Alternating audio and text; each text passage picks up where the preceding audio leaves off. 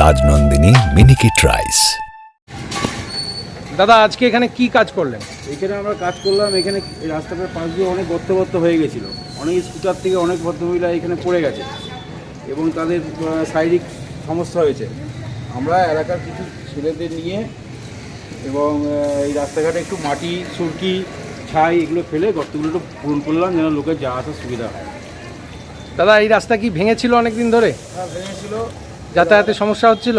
এই দাদারা আজকে করে দিয়েছে, অনেক জায়গা মাটি কেটে করে দিয়েছে। এই জায়গাটা এবড়ো ছিল, কোথাও পাল্টে দেওয়ার হয়েছিল। তাহলে আজকে আপনারা পাড়ার লোকেরা মিলেই স্থানীয়ভাবে সমস্যাটার সমাধান করে ফেললেন।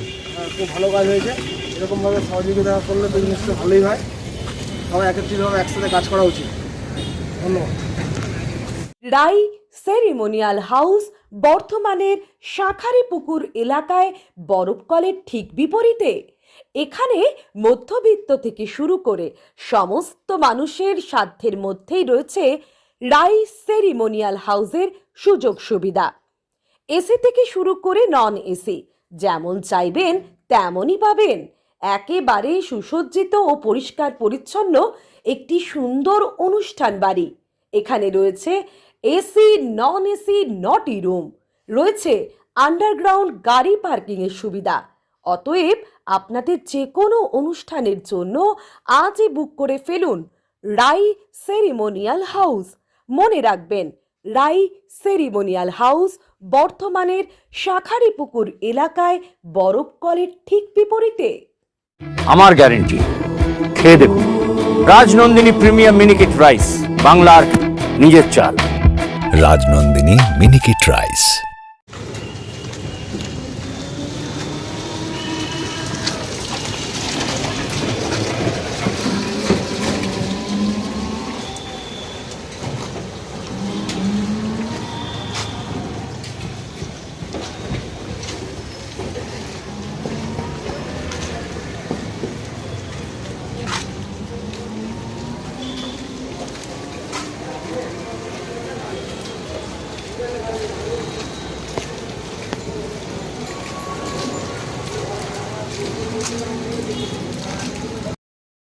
আরুদা, মাছের চালটা একটু পাঠিয়ে দিও। আচ্ছা।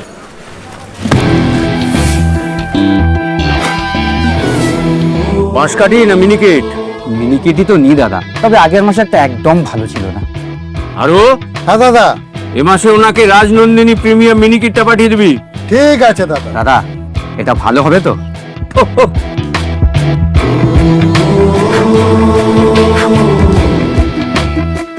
আমার গ্যারেন্টি, খেয়ে দেখুন।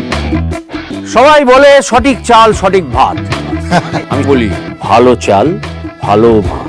রাজনন্দিনী প্রিমিয়াম মিনিকিট রাইস, বাংলার নিজের চাল। রাজনন্দিনী মিনিকিট রাইস, বাংলার নিজের চাল।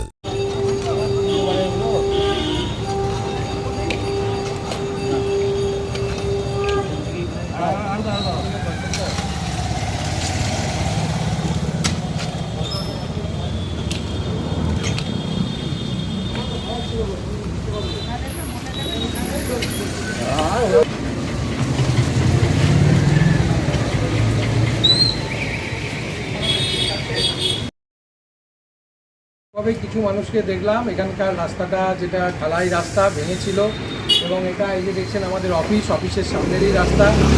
যাতায়াতে তো 100 বার অসুবিধা হয়ই, এবং বর্ষার সময় জল জমে বেশ সমস্যা হচ্ছিল। তো এলাকার স্থানীয় মানুষরা এগিয়ে এসে, এবং এই রাস্তায় গাড়ির লোড অনেক। এই রাস্তায় ধরুন সারাদিনে প্রায় 350 থেকে 400 এই ছোটো গাড়ি, অর্থাৎ 2 চাকার গাড়ি যেগুলো, মোটর বাইক, স্কুটি এই সমস্ত যাতায়াত করে। প্রায় 150-200 টোটো যাতায়াত করে, সাইকেল আরোহীরা আছে, স্কুল পড়ুয়ারা আছে। এছাড়াও 4 চাকা গাড়ি প্রায় 50-60টা সারাদিনে এই রাস্তা দিয়ে যাতায়াত করেই। ছোট রাস্তা হলেও এটা বিবেকানন্দ কলেজের সঙ্গে লিঙ্কিং রোড, সহজে যাওয়া যায়, সেই জন্যই ট্রাফিক এড়িয়ে মানুষ এই রাস্তাটা ব্যবহার করেন। তো দীর্ঘদিন ধরেই এটা ভেঙে আছে এইভাবে ঢালাই রাস্তা। তো আজকে দেখলাম যে স্থানীয় মানুষরা কাজ করছেন, দেখে খুব ভালো লাগলো। সেই জন্য আমরাও এগিয়ে এলাম ওনাদেরকে সহযোগিতা করার জন্য।